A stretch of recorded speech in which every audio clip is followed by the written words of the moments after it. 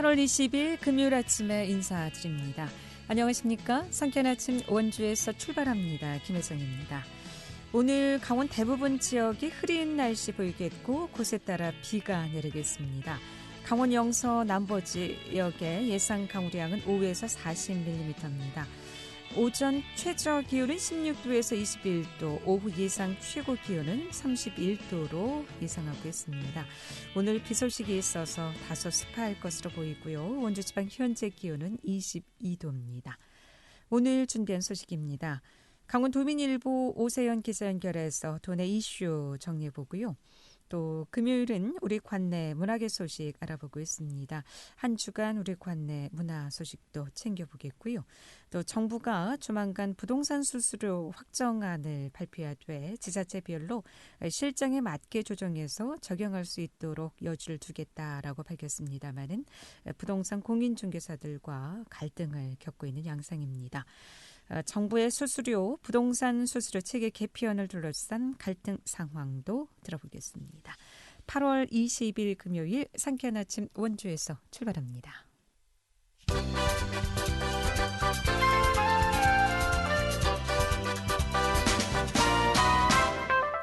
헤드라인 뉴스입니다. 어제 개막 예정이었던 원주 옥상영화제가 잠정 연기됐습니다. 원주 옥상영화제와 원주 미디어센터는 최근 코로나19 확산 추이에 따라서 올해 영화제를 연기하기로 결정했습니다.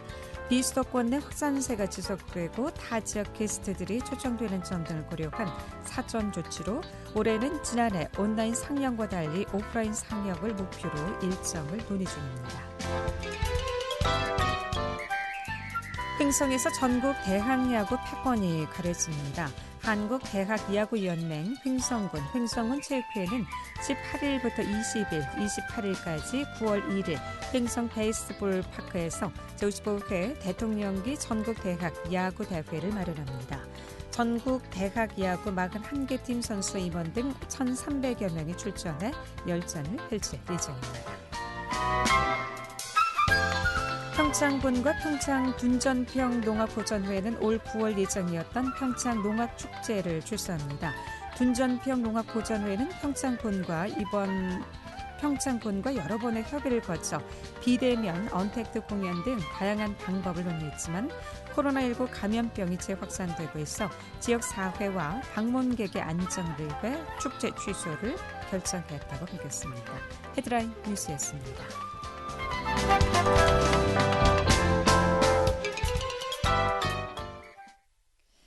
네, 한 주간 도내 이슈 정리해 보겠습니다. 강원 도민일보 오세연 기자입니다. 안녕하십니까, 오세연 기자? 네, 안녕하세요. 네, 자, 강원도 청사 얘기부터 좀 시작해 보겠습니다. 이 강원도 청사 신축이 지역사회 현안인데요. 어제 도청에서 관련 용역 결과를 발표했다고 하죠. 그런데 필요성만 재확인하고 구체적인 계획은 없었다고요?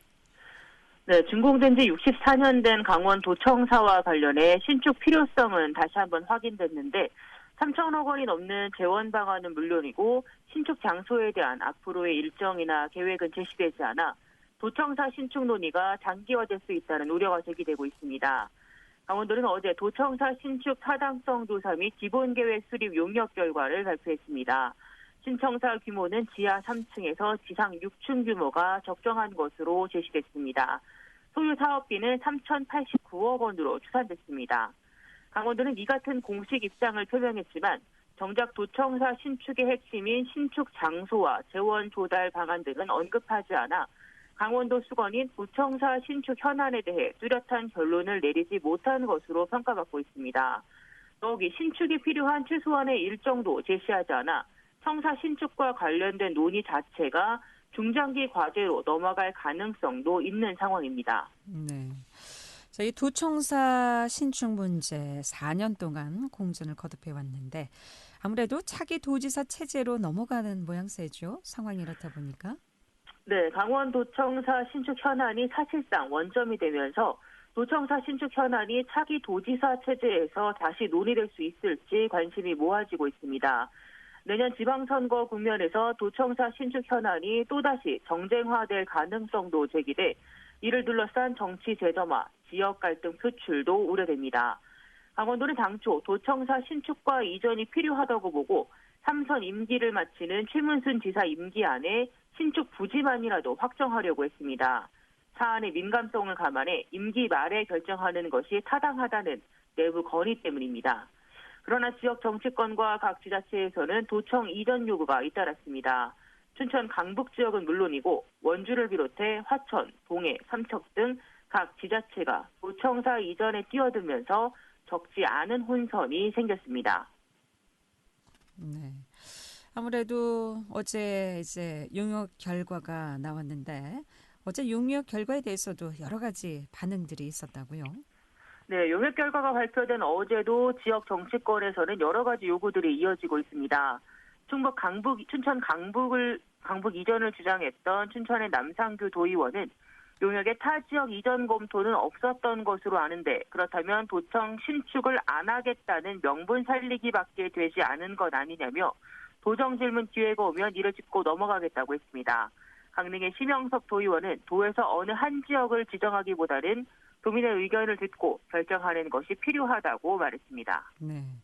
아무래도 강원도 신축 청사, 네.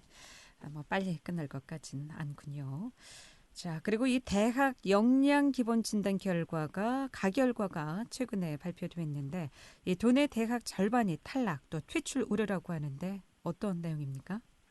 네, 대학 살생부라고 불리는 3주기 대학 기본 역량 진단 가결과에서 강원도 내 대형 사립대 2곳이 제외돼 퇴출 우려가 최고조에 달했습니다.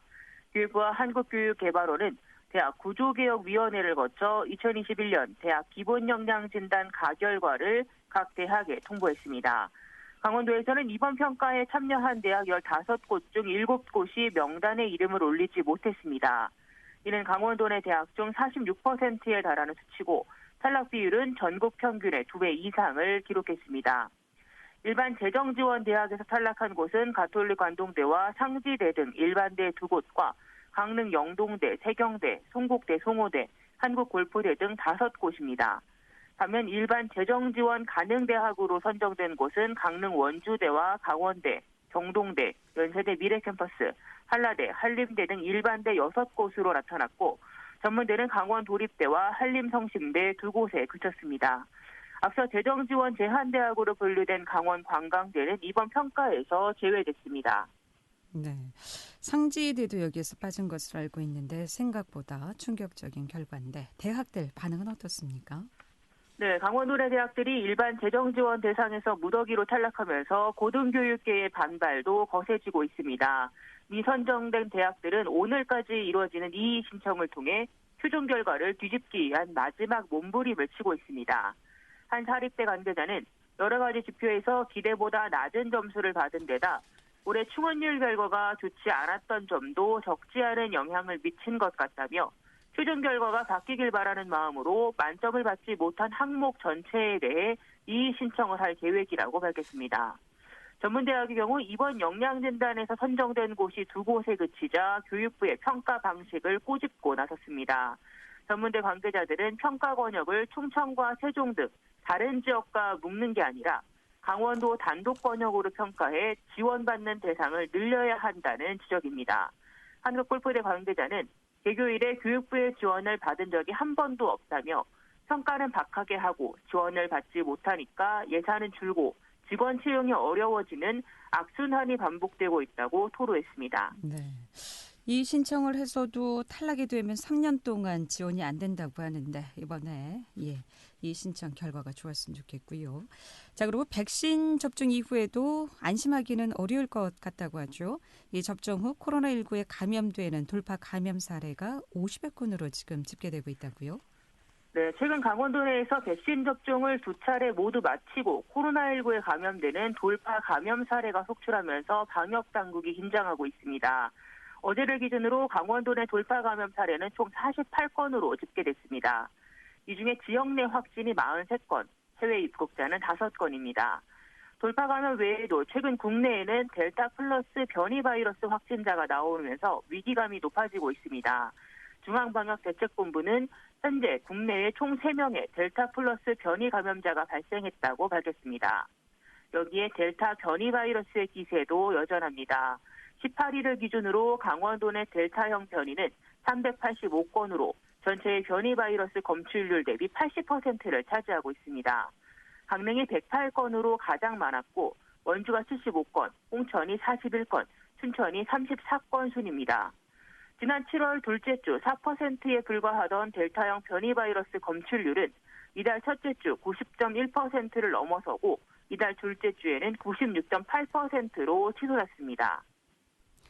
백신 접종을 다 했다 하더라도 안심할 수가 없는 상황이군요. 계속해서 개인 스스로 방역 준수하시고 철저히 잘 지켜야 될 것 같고요. 자, 이번에는 소상공인을 대상으로 한 희망회복복지자금 소식 듣겠습니다. 희망회복자금 지급이 이루어지고 있는데 이 지급 대상 형평성 논란이 지금 일고 있다고요? 네, 코로나19 사태 장기화로 피해를 본 소상공인들에게 최대 2천만 원까지 지급하는 희망회복자금 신청이 시작됐습니다. 하지만 지급 첫날부터 형평성 논란이 일고 있습니다. 신속 지급 대상이 4차 재난지원금인 버팀목 자금 플러스를 지원받은 소상공인으로 국한되기 때문입니다. 4차 재난지원금을 받지 못한 소상공인들은 이번 신속 지급 대상에서도 제외됩니다. 내일부터 시작되는 2차 지원금 역시 못 받을 가능성이 큽니다. 코로나19 여파로 매출액이 10% 이상 감소한 것을 증명해야 하기 때문입니다. 피해 유형에 따른 지원금 지급 방식도 불안합니다. 집합금지와 영업 제한은 각각 최대 2천만 원, 최대 900만 원을 받을 수 있습니다. 두 가지 유형 모두 해당하는 소상공인 입장에서는 집합금지로 분류돼야 더 많은 돈을 받을 수 있습니다. 하지만 모두 집합금지로 분류되면 예산을 조기에 소진할 수 있는 가능성도 높은 상황입니다.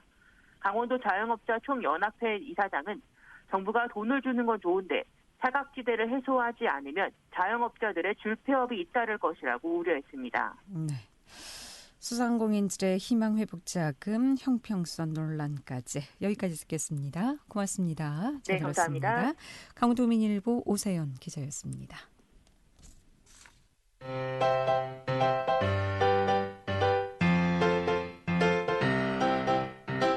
KBS 원주방송국이 유튜브 다시 듣기 서비스를 실시합니다. 매일 아침 강원 영서남부권의 뉴스와 정보를 전해드리는 상쾌한 아침 원주에서 출발합니다는 KBS 원주라디오 유튜브 채널을 통해 다시 들을 수 있습니다.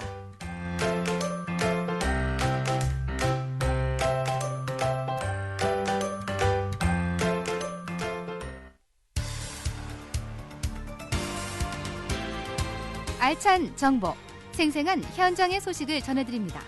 리포터 현장. 네, 이번엔 관내 문화 소식 챙겨보겠습니다. 윤지혜 리포터 함께합니다. 어서 오세요. 네, 안녕하세요. 자, 원주 소식부터 알아보겠습니다. 이 청소년들로 구성된 오케스트라의 첫 연주회가 내일 열린다고요? 네, 그렇습니다. 모프 앙상블 창단 연주회가 21일 오후 5시 치앙예술관에서 열립니다. 당초 지난달 선보일 예정이었지만 코로나19로 미뤄지면서 한 달 늦게 시민들 앞에 서는 건데요. 홀스트의 세인트폴 모음곡으로 막을 열어 사운드 오브 뮤직과 왕자의 게임 OST 등을 들려줄 예정입니다. 작곡가이자 피아니스트인 이지수 씨가 미량 아리랑의 재편곡한 아리랑 랩소디와 또 모차르트의 첫 교향곡으로 요한 크리스티안 바흐의 영향을 강하게 드러나는 교향곡 1번도 감상할 수 있습니다. 미래의 음악이라는 뜻을 담고 있는 모프 앙상블은 초등학생부터 고등학생까지 30여 명의 학생들로 구성된 청소년 연주단체인데요. 원주에서 활동하는 지역의 전문 예술인들이 재능 있는 청소년들을 발굴하고 지원하기 위해서 창단됐습니다. 매년 정기 연주회와 함께 송년 자선 연주회 등도 계획하고 있는데요. 모프 앙상블 이다혜 대표의 이야기 들어봤습니다. 뮤직 오브 더 퓨처의 약자로 만들어진 모프 앙상블은 미래의 음악이라는 뜻으로 우리 아이들이 미래의 음악을 즐기고 음악을 통해 위로받을 수 있는 성숙한 문화시민으로 성장하길 고대하는 마음으로 창단되었고요. 청소년 약 30명 그리고 선생님 7명으로 구성된 청소년 연주단체입니다. 다양한 장르로 무대가 준비되었는데요. 클래식으로는 홀스트 세인트폴 모음곡이나 아니면 잘 아시는 모차르트의 심포니 1번 준비되었고 영화 음악도 준비되었어요. 귀에 익으실 만한 사운드 오브 뮤직 OST나 왕자의 게임 OST, 인생은 아름다워 OST 등 다채로운 무대로 준비를 했습니다. 많이 관심 가져주세요. 우리 아이들이 나중에 어떤 모습으로 어떠한 삶을 살아가고 있든 항상 음악과 함께 더불어 사는 삶의 의미를 깨닫고 살아갈 수 있기를 바라는 마음이에요. 그래서 아이들이 연주회를 아마 총년 연주회도 내년에도 계속 연주회가 진행될 텐데 연주할 때마다 많은 박수와 관심 부탁드립니다. 네, 이 모프 앙상블의 창단 연주회 내일 오후 5시 지역예술관에서 열린다는 소식이었고요.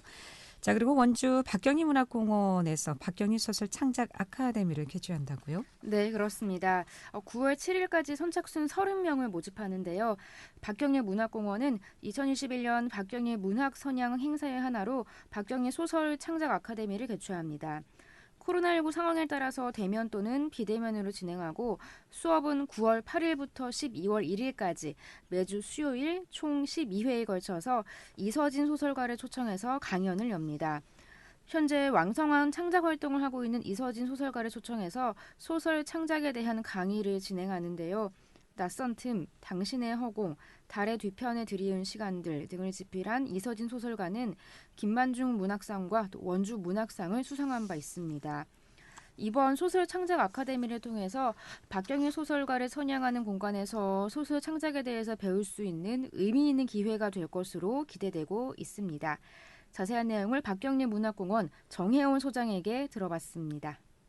소설 창작 아카데미는 이곳이 소설가의 집이지 않습니까? 그래서 소설 창작하는 그런 교실인데요.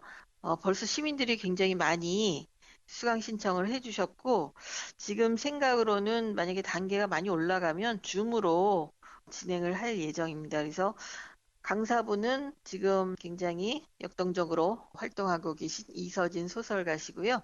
지금 한 3년, 4년 이 정도 된 것 같은데요. 열심히 가르쳐 주실 겁니다. 소설 쓰고 싶으신 분들 많이 신청해서 열심히 배우도록 하면 좋을 것 같습니다. 더 좋은, 질 좋은 문화 프로그램을 계속 기획해서 시민들과 나눌 예정입니다. 네. 박경희 선생을 이을 훌륭한 문화학인 탄생을 좀 기대해 보겠습니다. 자, 이번엔 평창 소식입니다. 제7회 개촌 클래식 축제가 또 내일 준비되고 있나요? 네, 제7회 개촌 클래식 축제가 21일과 22일 이틀간 개촌마을 클래식 공원을 배경으로 온라인으로 진행됩니다. 정몽구 재단이 주최하고 또 한국예술종합학교가 주관하는 개촌 클래식 축제는 평창군의 지원과 또 마을 주민들로 구성된 개촌 클래식 축제위원회의 자발적인 참여로 발전을 했는데요. 또 해를 거듭할수록 외부 관람객들이 많이 찾아오는 문화예술축제로 자리매김하고 있습니다. 올해에는 모든 공연이 온라인으로 열립니다. 21일과 22일 오후에 펼쳐지는 개막 공연과 또 한밤의 별빛 콘서트는 네이버 TV를 통해서 실시간 송출되고요. 동시에 총 14개의 영상 프로그램이 9월 6일부터 24일까지 예술세상 TV 플랫폼을 통해서 서비스됩니다. 개막 공연에서는 개촌 초중학교 학생들이 그동안 갈고 닦은 실력을 뽐내는 자리가 마련되고요. 또 한국이 낳은 세계적인 피아니스트 백건우의 리사이틀 공연 등도 함께 펼쳐집니다. 네. 자, 이번엔 끝으로 영월문화재단이 지역 예술 생활예술 지원 단체를 공모한다는 소식 들어보겠습니다. 네, 영월문화재단은 지역에서 공연이나 전시를 하게 될 지역 생활예술 지원 단체 또 동아리들을 공모합니다. 신청 자격은 지역 내 청소년과 대학생, 직장인, 일반인의 문화예술 분야 아마추어 단체나 동아리인데요. 또 11월까지 1회 이상 공연 또는 전시 활동이 가능해야 합니다. 공모 분야는 문학과 시각예술, 공연예술, 청년예술가 등 6개 분야에 단체와 동아리별로 200만 원씩 총 4천만 원을 지원한다고 하니까요. 관심 있는 분들의 참여가 이어지길 기대해 보겠습니다. 네, 한 주간 문화 소식 윤지혜 리포터였습니다. 잘 들었습니다.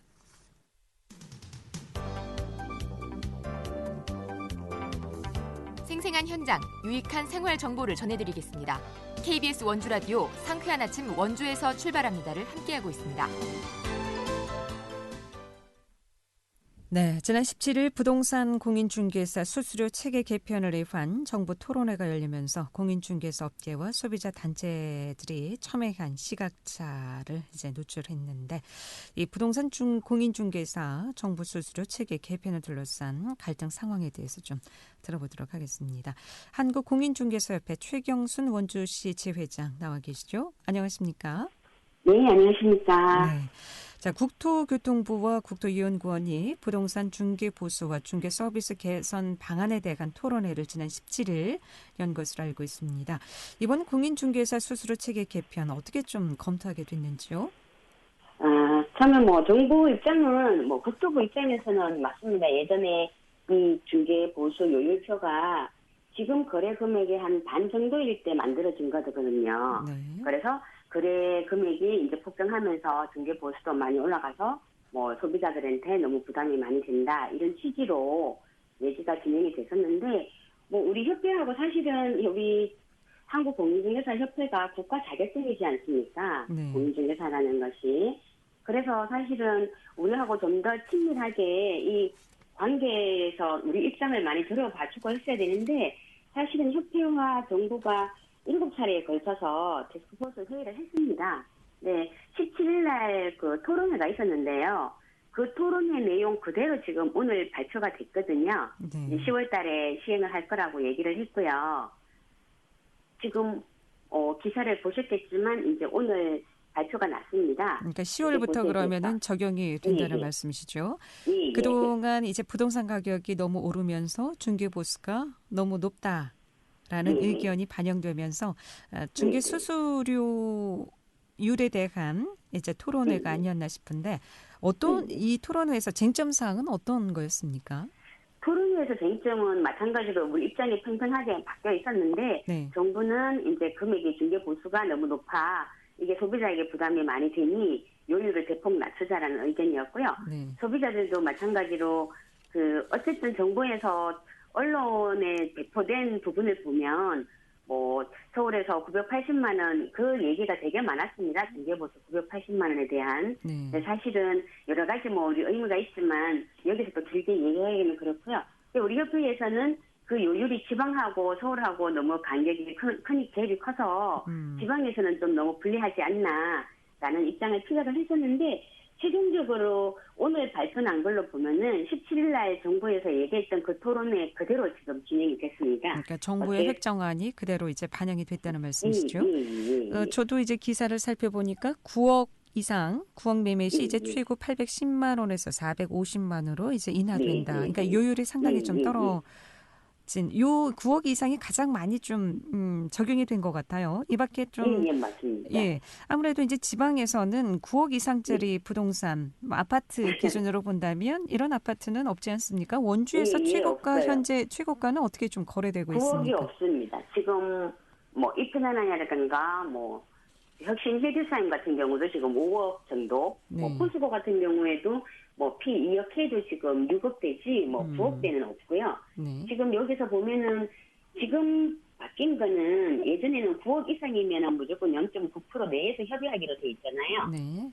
예, 근데 지금 같은 경우는 그 상한을 낮춰가지고 그 9억에서 12억, 12억에서 15억 이상 이렇게 나눠버렸습니다. 그래서 최종적으로 보면 0.9%에서 15억 이상이면 0.7%, 또 12억까지는 0.5%니까 한 0.4% 정도 줄어드니까 소비자 입장에서는 중개보수가 거의 한 반 이상 정도 낮아진다고 볼 수 있습니다. 아무래도 이제 9억 이상이 가장 많이 떨어진 것 같아요, 요율이. 예. 최고가를 9억으로 산정해 놓은 거를 이번에 바뀌었습니다. 예. 그럼 지방보다는 이제 도심지에서 많이 좀 혜택이 가겠군요. 예. 수도권 쪽으로. 2억에서 6억 원 구간에는 0.4% 현행 요율이 그대로 적용되는 것 같고요. 아닙니다. 6억에서 9억 같은 경우는 예전엔 0.5%였는데요. 네. 0.4%로 0.1% 낮춰졌습니다. 낮춰졌군요. 예. 그리고 5천만 원에서 2억 원까지는 현행 그대로 0.5% 예, 큰 변화는 없는 것 같고. 지방을 아마 많이 지방 때문에 그렇게 했던 것 같아요. 네. 이 요율 이제 인하되면서 부동산 중개사들과 이제 갈등 양상을 빚는 것 같은데 우리 부동산 중개사 입장은 어떤 입장이신가요? 이 요율 인하에 대해서? 여기 조정 과정에서 우리하고 많은 협의가 있었으면 좋았겠지만 솔직히 오늘 이거 지금 발표가 났지 않습니까? 네. 그래서 우리가 또 수용할 수밖에 없는 입장이에요. 근데 지금은 중요한 게 중개 보수도 상당히 중요하지만 이 대형 플랫폼 때문에 협회에서는 입장이 좀 곤란하게 된 게 아까도 얘기했다시피 이 공인중개사라는 거는 국가 자격증이고 정부에서 한 단체로 만든 건데 지금 직방 같은 경우에 우리가 광고를 하면서 정보를 준 건데 그 정보로 인해서 우리에게 지금 중개 시장에 뛰어든다는 얘기거든요. 네. 이런 거는 정부 차원에서도 이 얘기를 해줘야 되는데 거기에 지금 방관하다시피 하니까 우리가 지금 중개 보수도 중개 보수지만 대형 플랫폼하고의 싸움에서 너무 힘들게 지금 투쟁하고 있습니다. 지금 공인중개사 시험도 상당히 어렵다고 하는데 더 강화된다는 방침이라고요? 그렇죠. 옛날에는 저 같은 경우에는 17년도에 자격증을 따긴 했는데 합격률이 계속 높아지는 거예요. 근데 지금 알다시피 공인중개사 업체 수가 원주에만 지금 712개월 정도 업소가 있어요. 네. 경쟁이 되게 치열하지 않습니까? 무조건 오픈만 한다고 해서 이게 영업이 되는 건 아닌데 그래서 합격자 수를 좀 조정을 해야 되겠다는 얘기가 있어서 1차는 그대로 가되 2차에서 상대평가를 적용하는 게 어떻겠냐라는 의견은 지금 국토부하고 주고받는 것 같습니다. 앞으로 공인중개사 자격 취득하기가 점점 더 어려워지겠군요. 자, 아무튼 이번 공인중개수수료 개편 추진으로 또 강원 지역 부동산 업계가 중개수수료 개편 반대 릴레이 시위에 나선다고 하는데 이 상황 듣고 마무리해야 될 것 같습니다. 지금 반대 시위는 임식부장님이 단식 투쟁을 하고 있고요. 네. 지금 그거 아까도 얘기했다시피 중개 보수 더하기 지금 대형 플랫폼하고의 투쟁을 위해서 저도 사실은 월요일 날 춘천에 가서 시위에 동참합니다. 그래서 우리 공인중개사업권을 위해서 노력하고 있으니까 소비자분들이 대신에 이게 자기들 밥그릇 싸움이다라고 보시지 말고 우리 사실 부동산이 어떤 한 가정을 보면은 거의 전 재산에 해당하거든요. 네. 그 전 재산을 좌우하는 이 부동산 공인중개사의 힘듦을 좀 알겠습니다. 예, 다음 기회가 되면 다시 얘기하겠고요. 오늘 여기까지 듣겠습니다. 고맙습니다. 네, 고맙습니다. 잘 들었습니다. 상쾌한 아침 원주에서 출발합니다. 여기서 인사드립니다. 함께해 주신 여러분 고맙습니다.